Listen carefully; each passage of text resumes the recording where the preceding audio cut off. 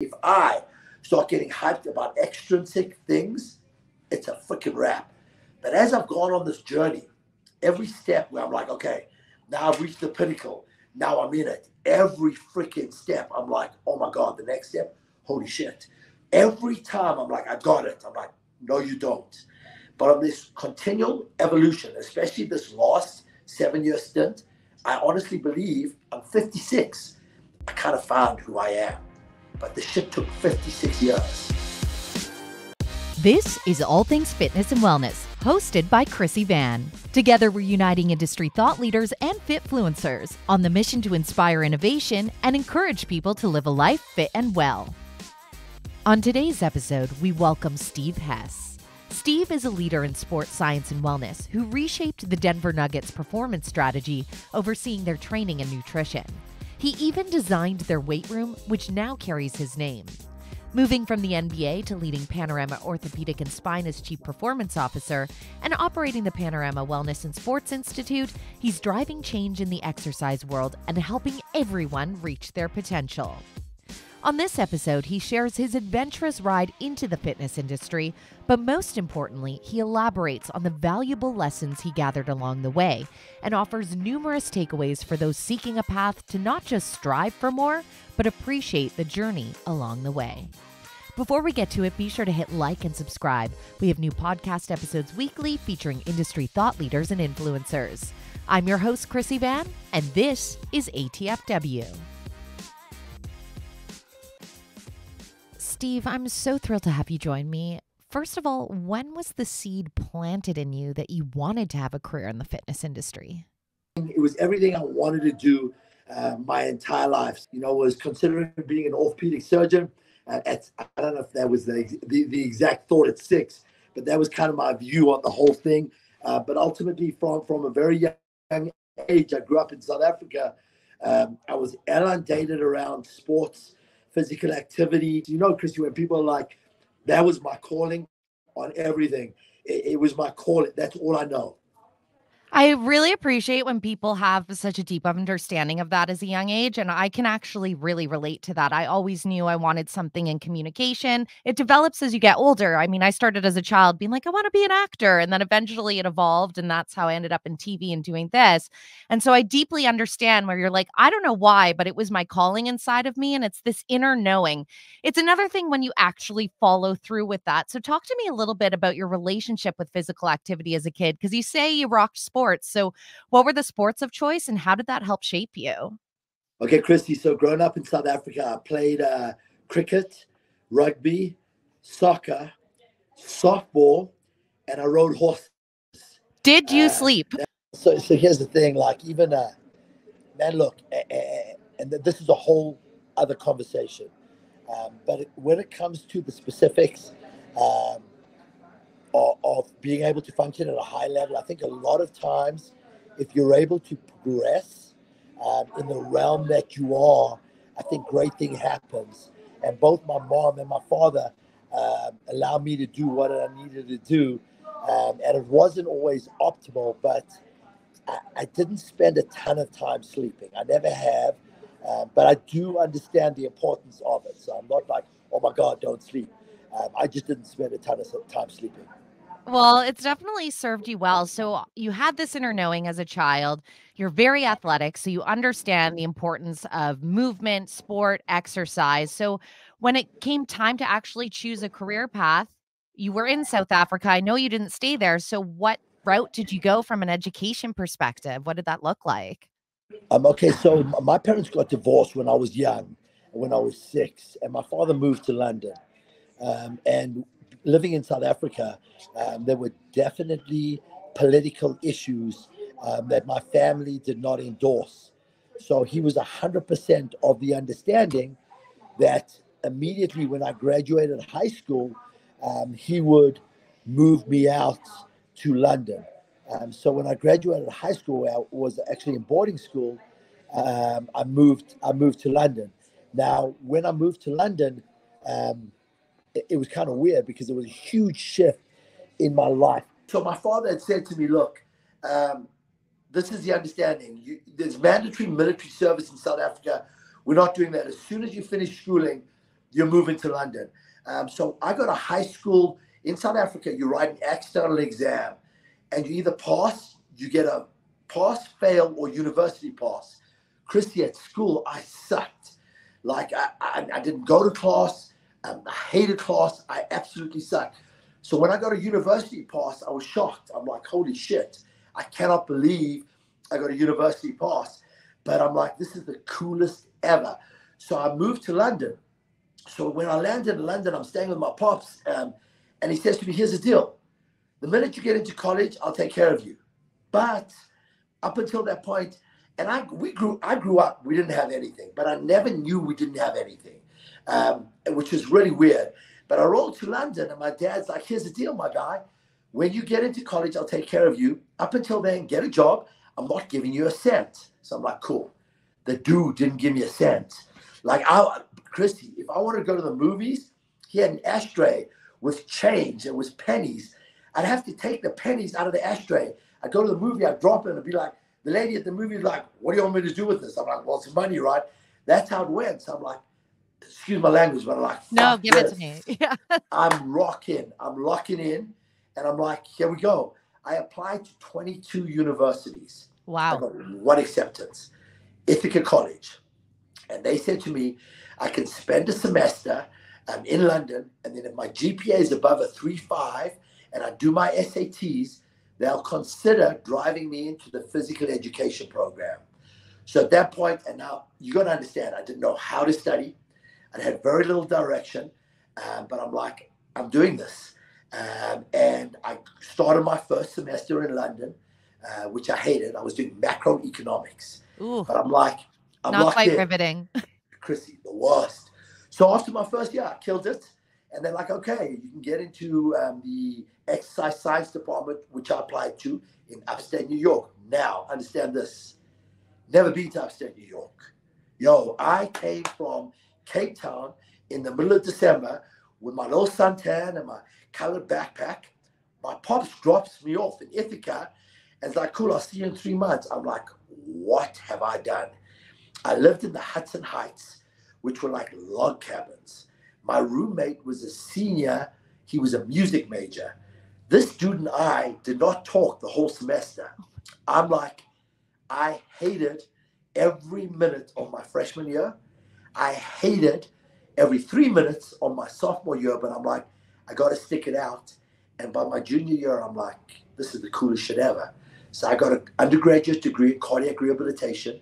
I did my internship at Tompkins Community Hospital with the cardiovascular rehab department. Then at the end of that, I'm like, cool. I'm able to stay in the States for 1 year and do continuing education. So senior week, I met this girl. I'm like, hell yeah, I'm marrying her. I moved out to Boulder. Yo, I didn't even know Boulder had mountains. You moved out for the gal? For the girl. I'm like, we're getting married.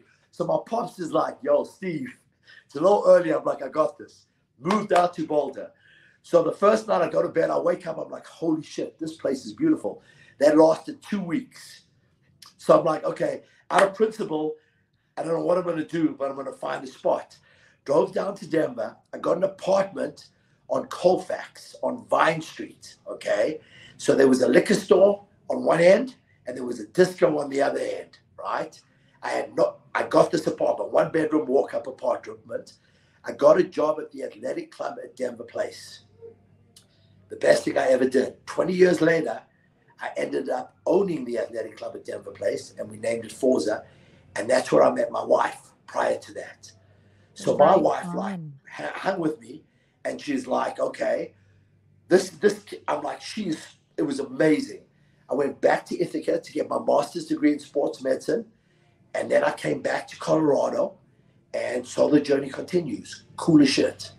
I love stories like that because it's all these little idiosyncrasies that happen. Like kudos to you to being young and actually sticking that out. And I imagine it's probably because you realized you grew up with nothing without really realizing it and then really facing the struggle once you move and deciding because a lot of people will fall into like the victim mentality at that part, but instead you went, fuck this, I'm going to be something, and I know this for certain.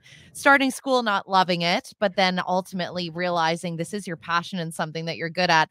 Following the girl, which granted 2-week relationship, but to land in Colorado, which we know is a mecca of people that are into physical fitness and tremendous opportunity. To your point, Krissy, is I have never, ever, ever, ever stopped. I've never, ever quit a job. If I'm deciding to get a MATRX certification or RTS certification, once I decide to do it, I'm never stopping, never stopping. If I'm going to work for the Denver Nuggets, that was 21 years. If I'm going to work for Panorama Orthopedic and Spine, that's 7 years. I just don't quit. So per your point, it's not always ingenious, but when I commit to something, I'm never stopping. It's just who I am. Yeah, tenacity, consistency, but then also having the energy behind it too, and the self-belief, because it seems like you just burst into somewhere and you're like, I'm doing this, and there's no other option outside of that. And I think mentally, when you really believe that, it makes it so possible. So let's talk about Denver Nuggets, because obviously you had this incredible tenure, but how did that opportunity even come to life in the first place? Okay, so I'm rolling back. Now I understand, this is crazy. So I get my master's degree. Firstly, when I went to get my master's degree, I told you I worked at the athletic club at Denver Place. I was the highest earning trainer there at the athletic club in Denver Place. So I think I get my master's degree. I come back, they're like going to open the doors and all my clients are going to roll back. It doesn't work like that. So I get my master's degree. I go back to the athletic club at Denver Place, and they didn't hire me. And here's the cool thing. The general manager at that time, 15 years later, came to me for a job at my new facility. So I was like, probably not. But anyway, it's not karma. I don't believe in that. It's the seeds you lay. Some of the good seeds grow. But anyway, so I'm like, I don't know what I'm going to do. I leave here. I'm literally not even close, the highest earning trainer there. And these dudes aren't having me back. So I'm like, what am I going to do? Got to make money. So I started just like sneaking into 24-hour fitness on Colorado Boulevard and take clients into there till I get kicked out of there. Then I'm like, okay, there's a spot called the Greenwood Athletic Club. That is the top place in Colorado. So I go in there. They're charging $20 a personal training session. So I walk in, I have my master's degree. I have again, this is my time. I have so much faith in what I'm going to do. I'm like, I'm going in and I'm charging $50 an hour. Everyone's like, it's not going to happen. It took me 4 months to get my first client. Now, remember, now I'm married. So I'm like, holy shit, 4 months. I rocked it. After a year, just did amazing. But again, people are like, well, it just happened. No, it didn't. I was handing out water on the floor for 4 months. They never see the hustle. Everyone always celebrates the win, but rarely. And I think it's like that willingness to talk about the fact that it didn't just happen in an instant, because it rarely does. And to be honest, if it did, I feel like you'd never appreciate where you ended up anyways. So Krissy, it's the same thing. What in your life have you done where you haven't busted your ass and it felt rewarding? So I look at people, I'm like, 4 fucking months. I'm there from 5 in the morning working out. I must have worked out 8 times a day until 6 at night, 6 days a week. It took me 4 months, and then I got 1 client. But I'm just like, I'm rocking into this. I'm going to make it work. A year later, I'm working 6 days a week. You can't get in to see me, which I'm so blessed about. And 2 years later, I'm the head trainer there.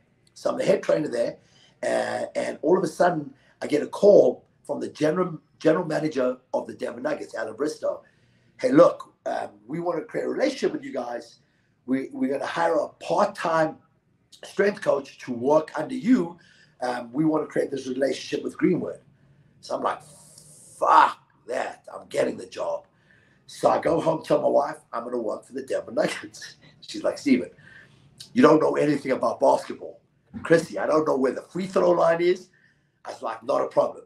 Get me a book. It was Basketball for Dummies. Oh my gosh, yes. So like I'm reading Basketball for Dummies and I'm like, I got this. I called the general manager, Alan Bristow.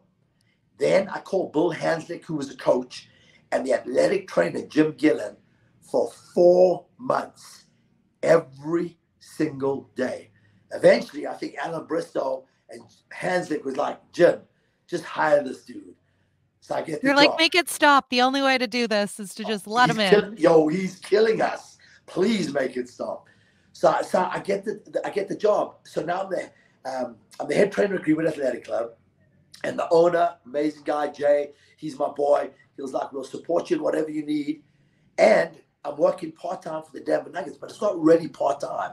So these are like about 80 to 90-hour weeks. I get in from a road trip and have to go right to work. Land at 4, go right to work at 5. So at the end of that season, I'm not religious, but I'm spiritual, and I've gotten way more spiritual. Huge believer in just vibrations and energy. But again, like I'm driving home the one day and I'm like, I can't. Like this is just like, I'll give you a perfect example. They built an entire development over 9 months. I didn't know because I worked all the time. Wow. So one day I'm like, fuck this. She's like, Steven. So I'm like, I just can't. That day, I get a call from the general manager. Hey, look, we want to hire you full time. So it's literally after my first year. So I'm like, oh my gosh. So I have this meeting with him. They hire me full time, full benefits. Busted my ass for about 6 years. Then was considered an assistant coach again. And the entire time this was all going down, Krissy, you have to understand, I'm doing continued education. I'm upgrading my thought process. I'm looking for different ways to do it. And the brilliant thing about the whole perspective is I used other people's advice, but I try to make everything my own. So if I'm looking at lever arms and how the resistance applies to the body, and if it's 7 feet, how does it differ? What does it look like in basketball? How much time is forward? How much is back? But I taught this all to myself. So every program I was able to develop, it was dictated to by who I was working with in the realm of the coach. So it was somewhat unique. Then after 15, I think probably 18 years, I became director of performance. And then literally at the 19-year mark, I was director of medicine and performance.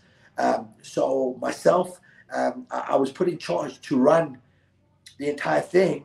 And that's when I decided it's time for me to make a change. And everyone's like, Steven, what are you thinking? It's like, I've got to, I can't, I've been locked into this so long, 21 years. I want to make a change. And then this amazing opportunity came up with Panorama Orthopedic and Spine.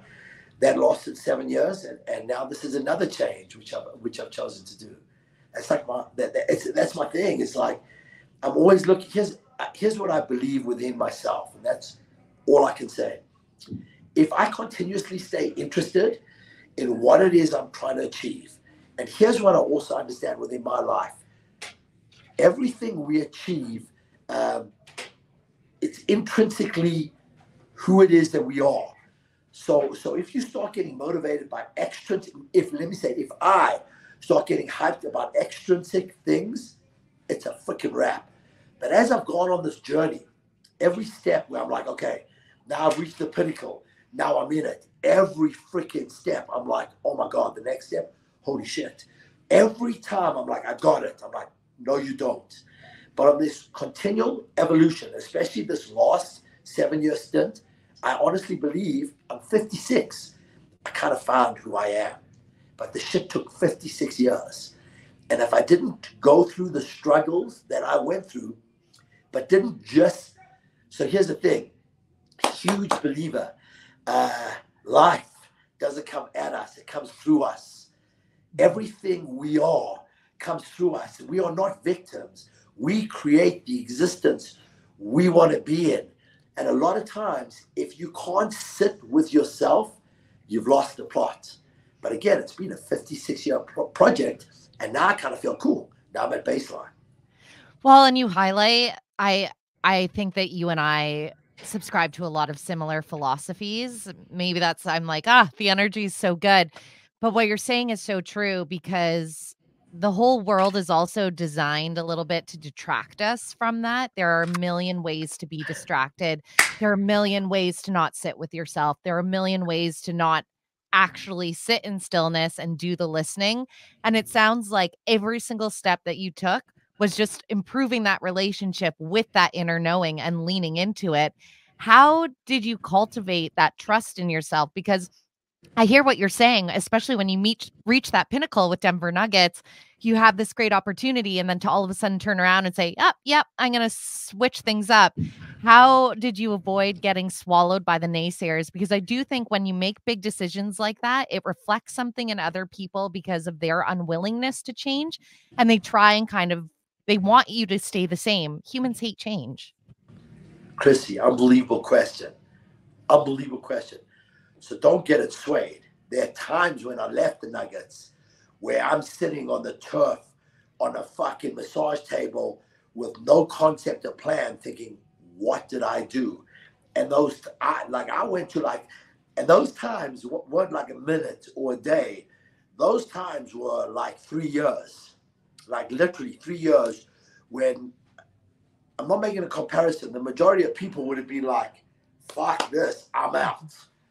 But once you start doing that, and here's the other thing too, within the realm of those times, like you start understanding the things that matter, your squad, your family, the essence of you.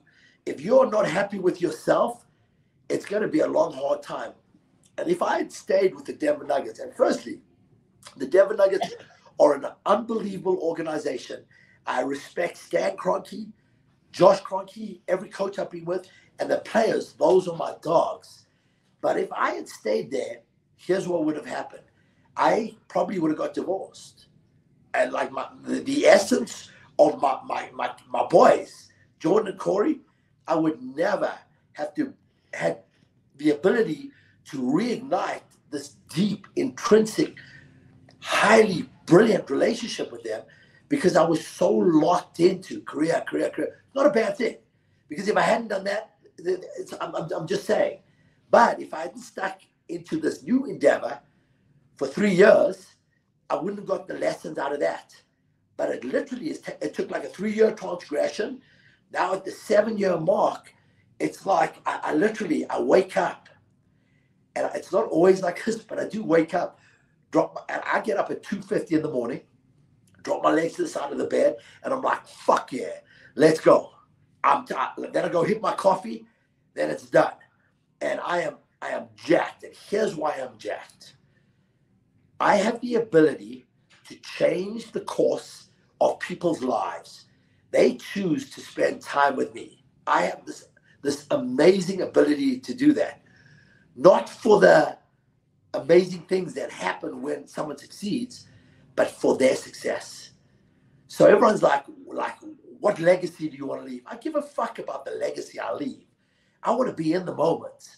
Like, I want to be like with Bob or James or Sarah, and I want them to be like, oh, God, that was sick. I can't wait for it. It's like, that's what I want to be in, because I'm starting to understand within my reality, here's what it looks like. It's based on the now. Tomorrow does not exist, and no one gives a fuck about yesterday, including yourself. So if I start getting excited about the now, all of a sudden it's like it plays on each other. Then you go home. Used to be like my wife would be, how's your day? And because we talk a ton, used to be like I go through all the shit and the issues.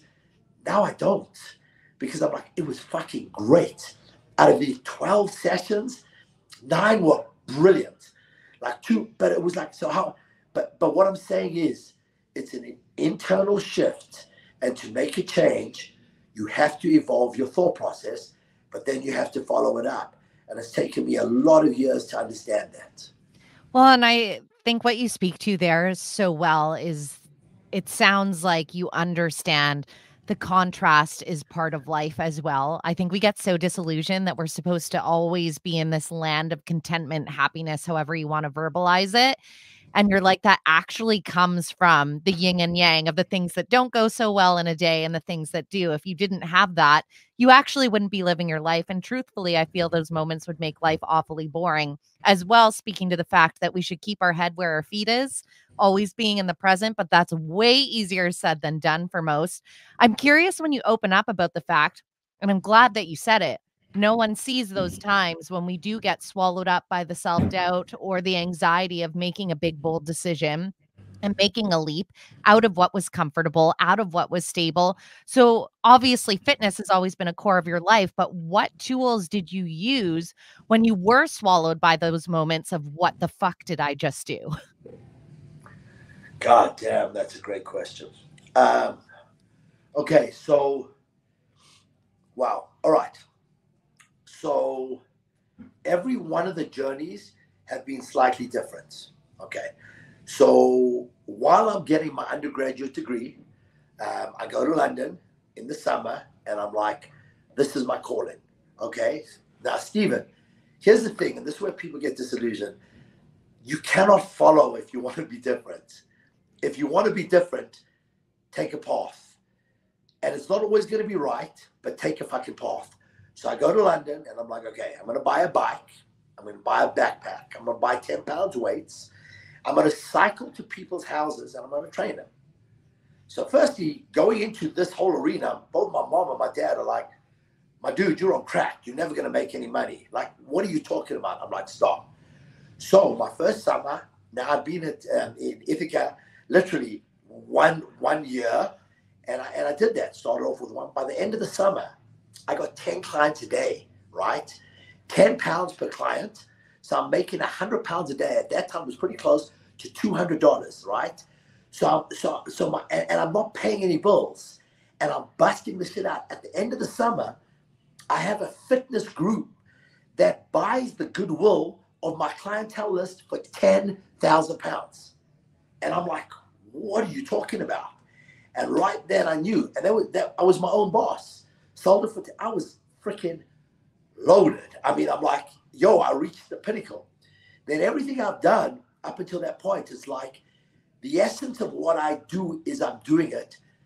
Now I've just got to realign my exact thought process because it's not fully aligned. So then I go to Greenwood Athletic Club where I'm a trainer. By my third year at Greenwood, Steve Crum was the general manager. He calls me and he's like, man, we got to talk. I'm like, what are you talking about? It's like, these numbers cannot be right. I was making close to what he was making my third year. And he's like, there has to be something. And I'm like, my guy, there's not. But again, it took time. And now I'm working from 5 in the morning till 7 at night. So through that process, you're kind of realigning the way you think. But that's all I did. I would take naps under the stairwell for 10 minutes. I swear, I drank so much caffeine. I must have had 1,000 grams of caffeine, but I got through that. Then the whole thing with the nuggets, more direction, team concept. You got to upgrade specifics of your certifications, the prehab, the rehab. I upgraded the realm of that. But in the process of doing all of this stuff, I felt on my journey, I lost the essence of who I am. Who is Steve? I'm so busy helping everyone out that it's like on the phone 24/7. When you're in professional sports, one period of time, we went 16 weeks without a day. It's just how it goes. You know, I'm speaking to my boy Felipe, who's the director of performance for the Nuggets. They win a championship. 3 days later, they're doing draft workouts. Right. So I lost the essence. It was like, so once again, now I get to Panorama. I'm like PTSD. I'm shell-shocked because I don't know what to do. And I've never had to sit with myself. And when I didn't really love myself. It was like I didn't, you know, and my family are like scared of me because I'm like, I need this, and everything. I need this, and I never stopped to think, what do they need? I never softened. Here's a great example. I always had dogs. Dogs didn't want to hang out with me, and I was never that guy. Now I am. Because I understand my purpose, and I understand the essence of who I am. But the reason I can sit with me is because I know I fucking busted my ass and it's always going to work out, because the one thing I won't do is I won't quit, and I will always find a way to upgrade myself to benefit others. So I feel like we live in this selfish world where we want accolades and we want money and I don't want that, because I know it's going to come if I'm true to myself and the people I'm around. So if we're talking about vibrations, and I haven't done the study, I'm talking about how it pertains to my life. If you said to me, Steve, what do you think vibrates at the highest level? I would always say love, Because when I get that mushy, like I see my like little dudes, or I see my wife, and now I see Chewy, my little dog, I'm like, that love, like, oh my God, coolest feeling yet. But now I'm starting to understand, maybe it's authenticity. Because the more authentic I am with myself around this whole environment, the better off I feel about myself, because I don't have to pretend to be anything else. And I can still play the game, but it comes out of an authentic place. And I'm like, God, this feels good. I love that so much, and especially authenticity, I know is a word that's utilized, especially in social spaces, so much to the point that it's almost become inauthentic. Like people are like, I need to be my most authentic self instead of actually doing what you said there, being like, I had to tear myself down. I had to do an audit. I had to look at things I didn't like about myself to actually get really in there and be connected and just be that. It's like we overthink the equation a million times over, and we continue to do so. And again, society as a whole is trying to mold us into a certain direction. It's honestly a big reason why I left my TV career, because I felt like I absolutely couldn't be myself. And then you feel the resistance inside when we do that. Like you actually create your own misery, and somehow we marry that until eventually you're just like, fuck this. I don't want to do this anymore. And then the minute you let it go, all of a sudden, shoulders come down, everything. It's like a sign you're in the right direction. And it's interesting because even as you shared your story, those things that started to come into your sphere every time you actually let go, it always worked out. And it's funny because as human beings, we seem to lack trust with that.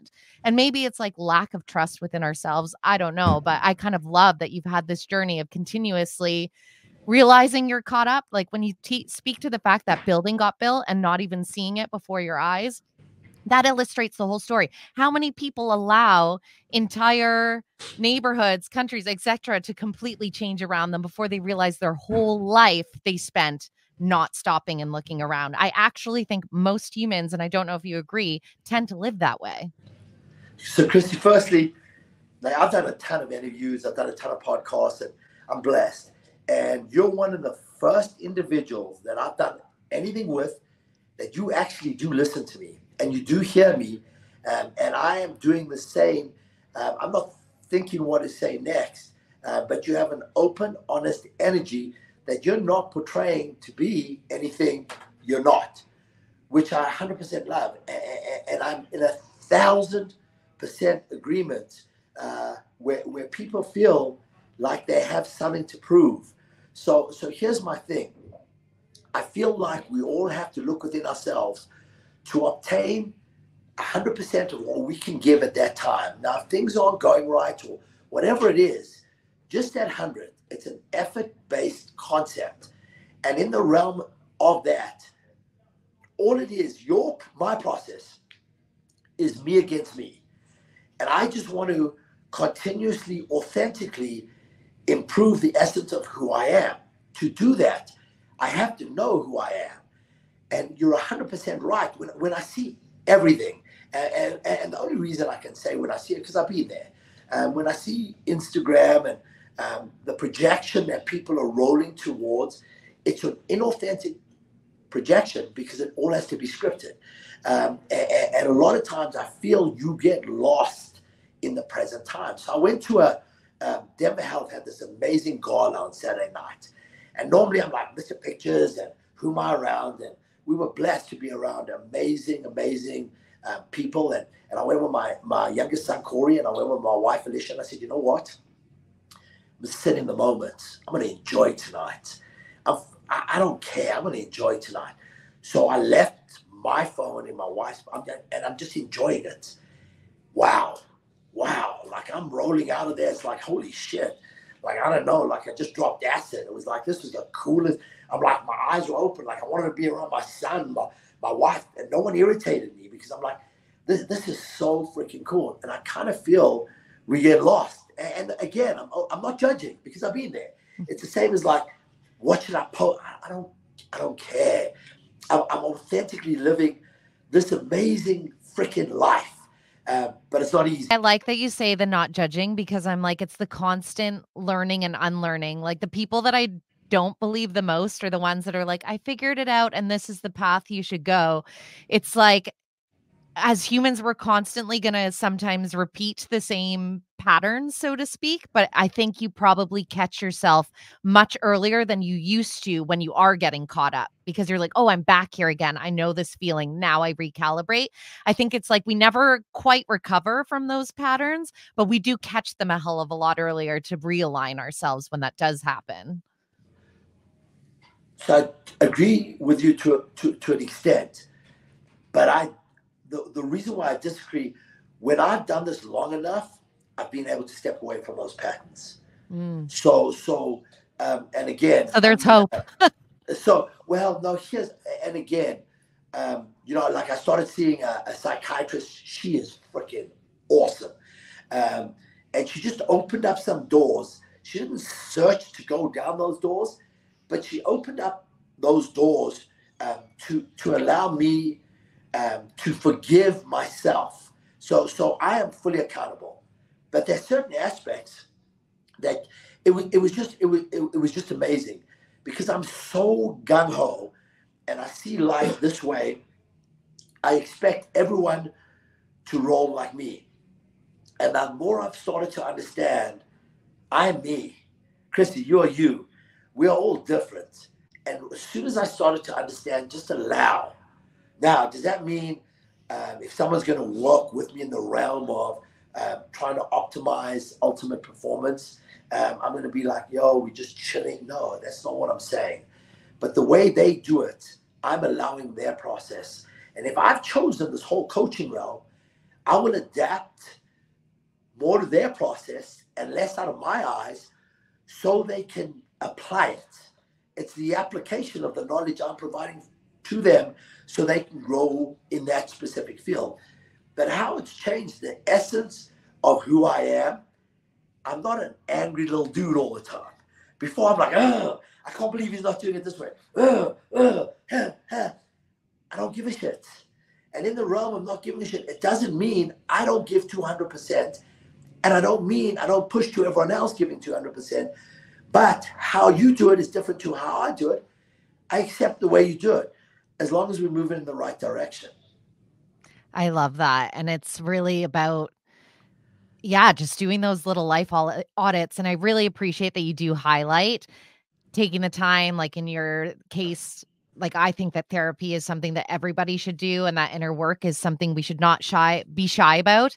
And it's so funny, the minute you just are recovering from surgery right now. You went and saw a doctor to get something rectified, and yet sometimes we don't do ourselves the same service to do that for our own minds. And I'm like, we have to live with our brain and our body, so we might as well get acquainted with all the things. And it's really important to have that person that you can bounce things off. And the thing that I think gets misconstrued about going the therapy route is that they think that somebody's going to tell them what they should do or how they should live, where really what they do is help.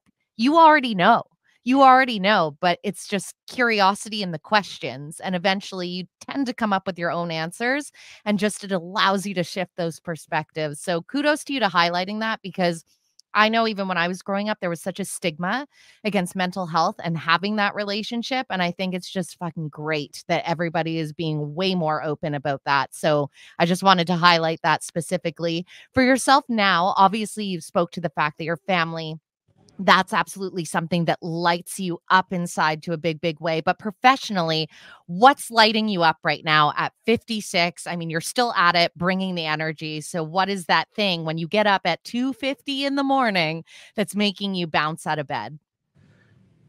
Again, I really love your questions because they're thought out and they're pertinent to me. So here's the thing. I have purpose. So you say, what makes me bounce out of bed? I have purpose. Every single individual I choose to see them. And I'm purposefully going to change their lives that day. So if it's someone coming in, one of my guys is 82 years old. He's had 3 back surgeries. My guy's moving like a rock star. He is one of the coolest dudes ever. But literally, I think it was probably maybe like 5 months ago, I couldn't walk. So like I get excited, like what do we get to do next? Like, within the realm of what I'm doing, what do we get to do next? Then if I have an athlete who has an inability to transfer strength to power, so their mechanics are off, let me work on the mechanics. I was just with a a professional basketball player. And again, the dude can't run, but he is freaking amazing. And look, I'm keeping it real. It was a 2-hour session. Listen to me. Today I was about to slap the shit out of him. I'm like, are you fucking kidding me? It's like you can't put your right foot in front of your left. And I went over the drill, I swear, 100 times, to the point where I'm like, I can't. There's shit coming out of my mouth. At the end of the session, he gets it. His ability to check, break, and change directions. I'm like, oh my God. And you could see, he's like, holy shit. But it's taken 3 months. And today was like, so, but that's not what wakes me up. Just the ability to create impact in every single person. That geeks me. The ability, if I'm lifting at 4 a.m., I'm going to change my body. I'm going to change my mindset. That geeks me. Every single day, I fully understand. Nothing stays in steady state. Homeostasis does not exist. You're either going up or you're going down. So I choose to do whatever I can to get better in everything I do. And if I have an ability to instill that in people, I'm geeked. So off of this last transition, I still, I have years left. It's an amazing orthopedic group. And one day I just said to my wife, I'm out. And I'm expecting my wife to be like, my dude, you're 56, I'm out. Starting again, rolling to Viking Power with my boy, Joe, Oyvind, new business, no salary, none of that shit. And my wife's like, cool. Kids are like, cool, let's roll. So it's like, I go into that, and at no point did my ass get tight, at no point, because I just want to do it on my terms. So every morning I wake up and I'm like, I've chosen this. No one put me in this situation. And then how fucking blessed am I? I got guys 14 years old wanting to see me. I got my youngest son wants to hang out with me. I got an 82-year-old like, let's roll. I'm like, oh my God, you hit the lotto. People actually want to hang with you. And it's not because I have a great accent, great sense of humor, I'm that good looking. They want to hang out with me because they see the purpose I have in their lives. So it's meaningful. That's why I'm geek every single day. Oh, when you talk to that homeostasis, I always like to, you've given me so much motivational wisdom, even for myself, which are my favorite conversations when I've personally had a lot of takeaways. So thank you for that, because I think it's always important our mental diets are so important. I think that's why I like a podcast medium, because what we fill our brains with is also a choice. So I really appreciate you adding so much richness to whomever's ears are on this. But when you say homeostasis, I agree. Everything's always changing and evolving. Thank God. How fucking boring would life be if it wasn't? But if it's somebody that's on the down, because the downs happen to every single one of us, what would be your overarching message to them if they're the ones that are kind of sitting in that hole of confusion, perhaps maybe leaning more toward a victim mentality as a result? What would you say to reach out to them in that little moment of darkness? Okay, so here's the brilliant thing. My life has absolutely not been perfect. And it's beyond the scope of what I'm prepared to put out there or any of that for me to go into it. Suffice it to say, from the age of 6 years old, out of no one's issue, none of that, but from the age of 6, I felt like I was the man in the house. I'll take care of my mom and my sister. It's just the way it is. And within that realm, within my family, there's been issues with addiction. There's been a lot of shit. So there have been times where I've gone into a shitty place. And again, when you're leaving the constraints of an MBA position, where you're choosing to leave an organization that you lived for, and you choose that, you get out of there, you've never opened the doors and stepped out, and you waited 21 years. When you step out of that, you're like, what the fuck? Now it's like, and there's some other health. Anyway, so here's the thing. Here's what I 100% know. Everything changes. And in my life, which is all I can talk about, in my life, with time, everything, not kind of everything, every single thing that I have been around, and I've incurred death to it, I've been around that. It gets better. And it gets better in my life. Here's why. Because I learned to evolve through the process and learn from it. I don't allow that to impact the essence of my spirit. So the essence of my spirit learns from it and evolves out of it. Is it always perfect? I don't know, but here's what I do know. Sometimes it takes a while, like a year, 2 years, 3 years, and it sucks. But as long as I've made that commitment to myself, what do I get from this? How do I think out of it? And I keep moving forward. Sometimes it's a slow plod. Like, on my life, I don't know how I'm getting out of this. I have no fucking idea. But I keep plodding. I always get out of it through my thought process. Fully understanding our thoughts are the strongest things I have. They're primary movers. Words are an extension of our thoughts. Sometimes if we talk it through, it rolls into existence. But I just don't say that. I actually believe in acting to the way in an ethical, moral way with everything I have. Now, if I do that, I can't be wrong. Here's why. It's all I know.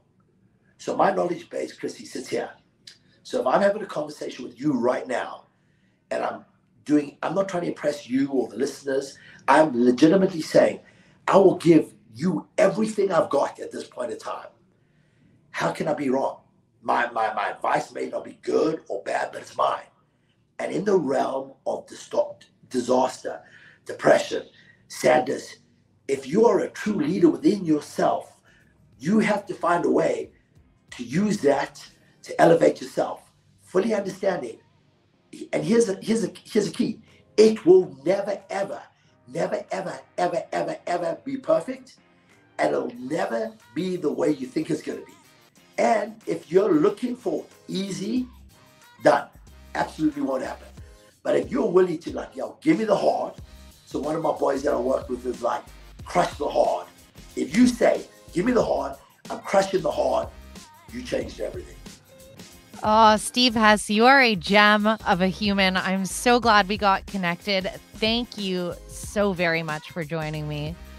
Oh, Krissy, I had the best time. Thank you so much for this amazing opportunity. You've just listened to the All Things Fitness and Wellness podcast, hosted by Krissy Vann. This episode was brought to you by Fitness World, your fitness, your way. Be sure to hit like and subscribe. We have new podcast episodes weekly featuring industry insiders and influencers. Together, we're on a mission for everyone to live a life fit and well.